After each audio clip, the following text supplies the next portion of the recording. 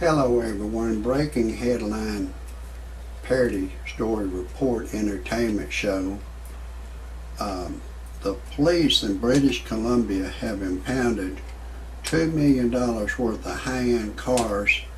They range from Ferrari, Lamborghini, Maserati, an Audi, Aston Martin, a Nissan, and Mercedes-Benz, and a Royal Canadian.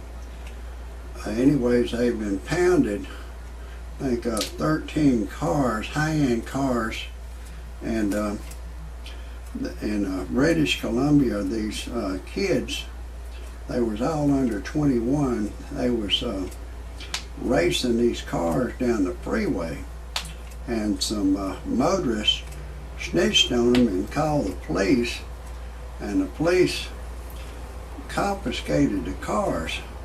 But the police are coming out and saying that they're going to charge him with a lesser offense, that they're going to charge him for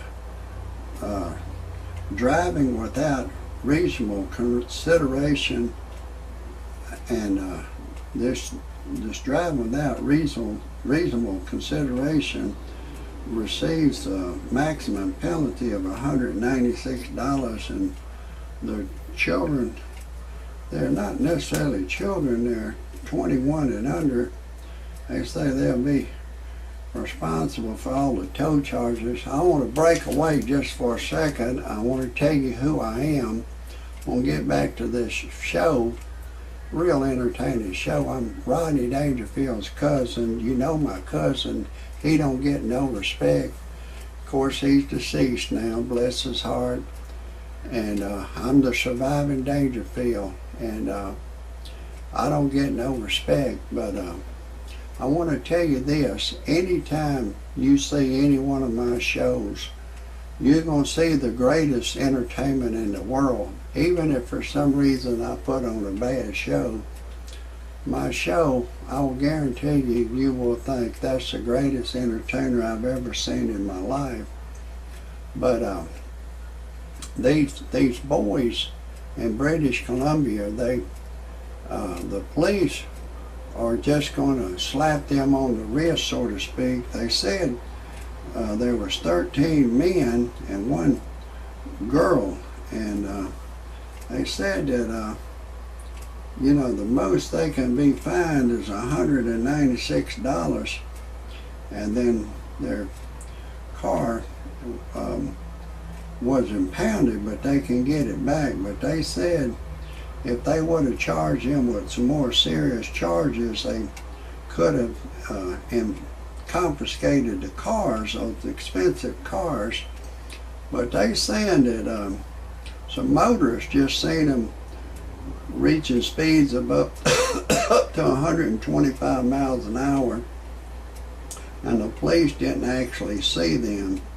So they said they just gonna slap them on the wrist, so to speak. But anyways, I smell a rat here. I smell a rat, that I think some of these children had some kind of political connection. Maybe their dad was a police officer or a governor or the chief of police. I think, you know, something like that. There's some cover-up, I believe, going on in this, and I don't believe the police are necessarily saying the truth about the situation. Frequently, the police will say, well, we put on the news that the girl had a red dress on that come up missing, and in fact we knew she didn't have a red dress on. She had a white dress on, and then a suspect called and said no, she had a white dress, so we knew he was the right one. But we intentionally misled the public to say she had a red dress. So frequently the police will mislead the public. They are trained when they go to the police academy that the police can lie, but the suspect can't lie to the police, but the police can lie Mark Furman, in the O.J. Simpson trial, he was trained when he went to the police academy that the police can lie, and he lied under oath. And F. Lee Bailey had run an ad in the Los Angeles paper to say, if anybody has any evidence to prove my client O.J. Simpson is innocent, I'll pay you $150,000.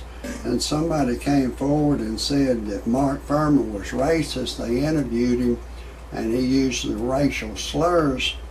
And when F. Lee Bailey got Mark Furman on the stand, he said, Mark Furman, have you ever addressed an African American as a racial slur, Mark Furman? He said no. He lied. He knew he could lie. So just let you nice people know the police can lie. I don't believe their story, but I believe the reason why they're not confiscating these vehicles is because someone, is in political power, is holding them back. They like to get these cars and squander the money into their pockets. So that's one thing to think about. These boys and one girl, there was 13 of them, 12 of them was men, one was a girl, but they had some real good cars, Lamborghini, Maserati, Audi, Ferrari.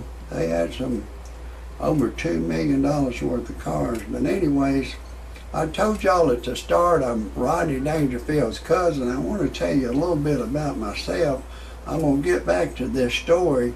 I'm Rodney Dangerfield's cousin, and y'all know my cousin. He don't get no respect. I don't get no respect. I'm 63 years old now, and I went to buy me a pack of cigarettes, and there's a bitch boy behind the counter, and he carded me 5D. I said, hey pal, I'm 63 years old. Bitch boy still carded me. Then I went to get me a 6-pack of beers. Another bitch boy behind the counter, he carded me. I said, hey pal, I'm 63 years old. Then I went to a family restaurant to get my food. Another bitch boy was behind the counter. He charged me full price. I said, hey pal, I'm 63 years old. I want my senior citizens discount. Bitch boy carded me. I don't get no respect. I took my wife to a dude ranch. She left me for a black dude. My wife turned gay on me. I tell you, I don't get no respect. People say to me, Rodney Dangerfield cousin, why would your wife leave you for a black dude? I go, well, I guess you want to get back on her own color.